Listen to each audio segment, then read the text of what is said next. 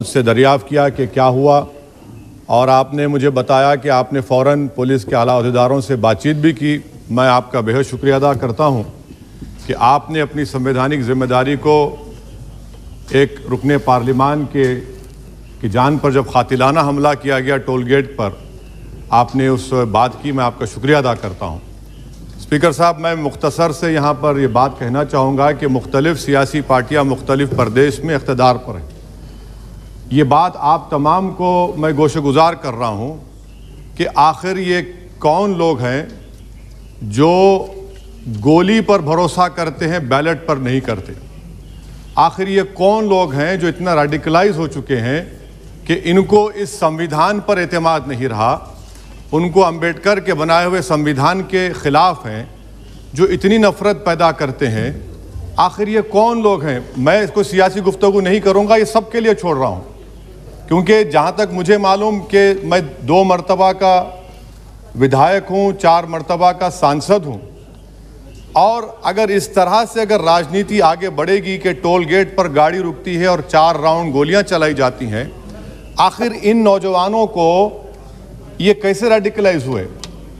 और मैं सरकार से पूछना चाहता हूँ कि क्या उन्होंने ये रेडिकलाइजेशन सैयद कुतुब की किताब पढ़कर रेडिकलाइज हुए, अब्दुल्ला अज़ाम की किताब पढ़कर रेडिकलाइज हुए, या अयमन अल ज़ोहरी की किताब पढ़कर रेडिकलाइज हुए?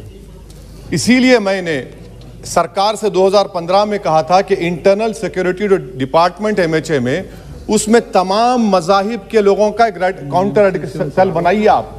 पड़ जाएंगे। और सर, ये रेडिकलाइज हो चुके हैं तो भारत की इससे राइट विंग कम्युनिज्म और टेररिज्म बढ़ेगा। मैं आपसे अपील कर रहा हूं कि जो गलती NDA 1 में की थी, आप वही करने जा रहे हैं।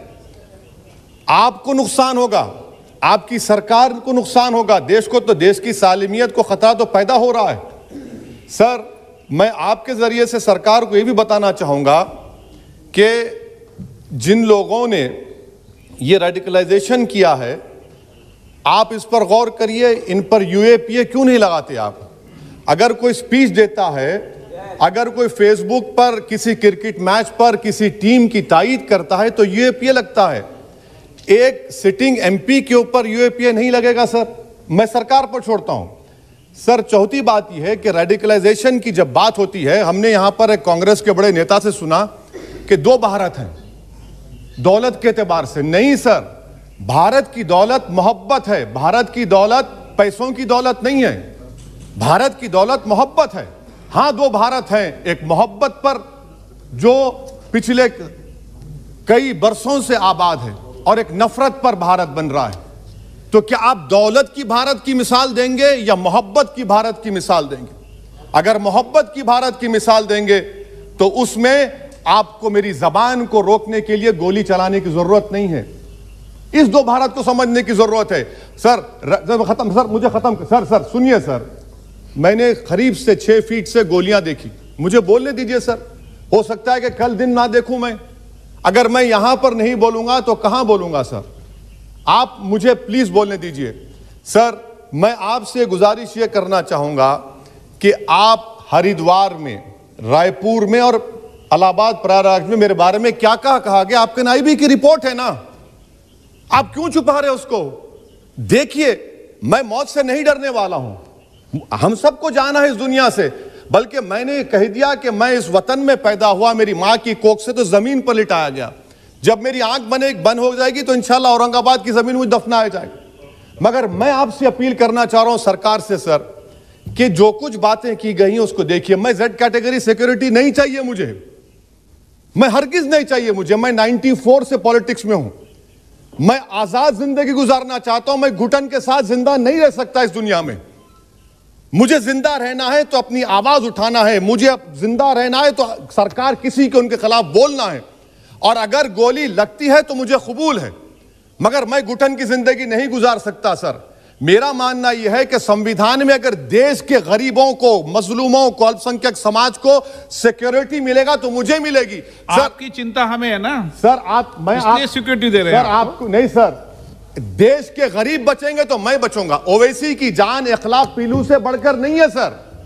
ओवैसी की जान उस वक्त बचेगी जब गरीब की जान बचेगी।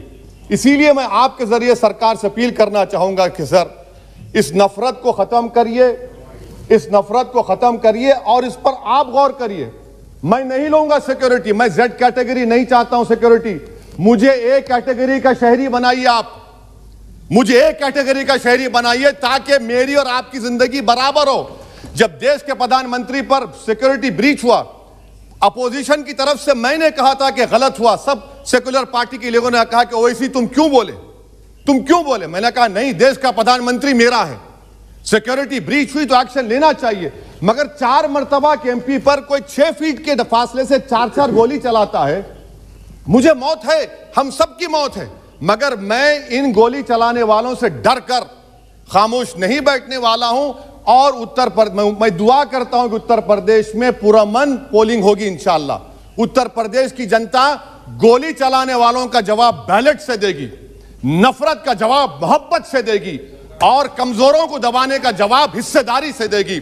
मेरी आपसे गुजारिश है सर कि मुझे जेड कैटेगरी नहीं चाहिए, मैं रिजेक्ट करता हूं। आप इंसाफ करिए सर, उस पर यूएपीए लगाइए। और इनके दिमाग कौन है? 2 लोग रेकी करते हैं, उनको मालूम कि मैं मीरठ किठौर से आ रहा हूं उस टोल गेट पर, और 6 फीट के फासले पर गोली चलाते हैं। तो आप देख लीजिए सर, आप सरकार के हवाले, अगर आप इंसाफ करना चाहे आप इंसाफ कर सकते, मगर रेडिकलाइजेशन आपको नुकसान पहुंचाएगा और इससे राइट विंग टेररिज्म बढ़ेगा। शुक्रिया सर।